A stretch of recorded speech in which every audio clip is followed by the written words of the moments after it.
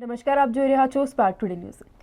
ડભોઈ તાલુકાના વણાદરા ગામે આવેલ રામજી મંદિર ખાતે રામભક્તો દ્વારા અયોધ્યામાં થયેલ રામલલ્લાની પ્રાણ પ્રતિષ્ઠાના લાઈવ વિડીયો નિહાળી મંદિરમાં બિરાજમાન રામલલ્લાની આરતી ઉતારી હતી। અયોધ્યા ખાતે રામલલ્લાની પ્રાણ પ્રતિષ્ઠા વખતે સમગ્ર શહેરમાં દિવાળી જેવો માહોલ જોવા મળ્યો હતો, તો દેશમાં પણ દિવાળી જેવો માહોલ જોવા મળ્યો હતો। ત્યારે વણાદરા ગામે પણ રામજી મંદિરને રોશનીથી અને ફૂલોથી શણગારવામાં આવ્યું।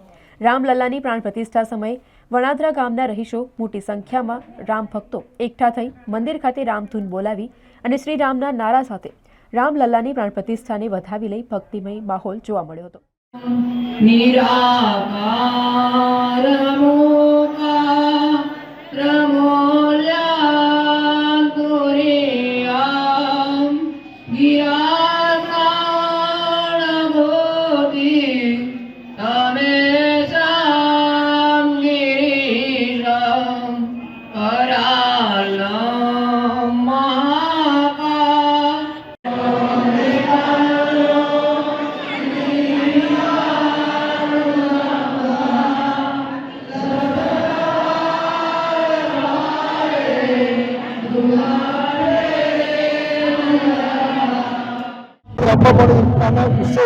રામ ભગવાન ઉજવ્યો હતો અને ગામમાં વડીલો ભાઈઓ બહેનો બધા ભેગા મળીને પ્રભાત ફેરી કરી ધૂન ભજન કર્યા અને સૌ આનંદમાં રહ્યા। ફટાકડા પણ ફોડ્યા હતા ગામમાં અને રીતના ધૂન કરી સૌથી વધારે કામ કરી દીધું।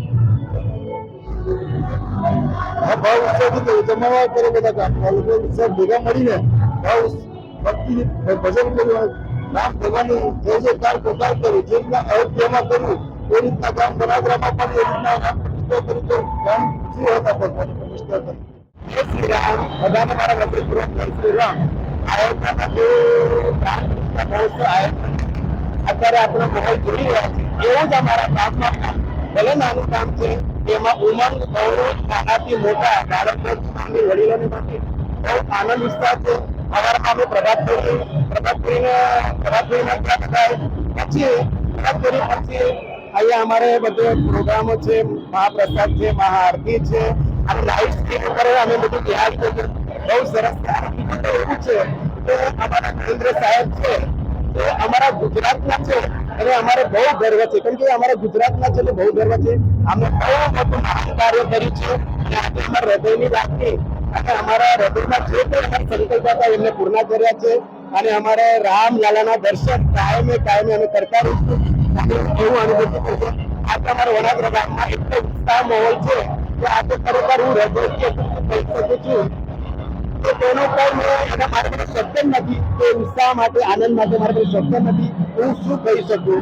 એટલું જ કહીને હું વિરમું છું। જય શ્રી રામ, જય શ્રી રામ।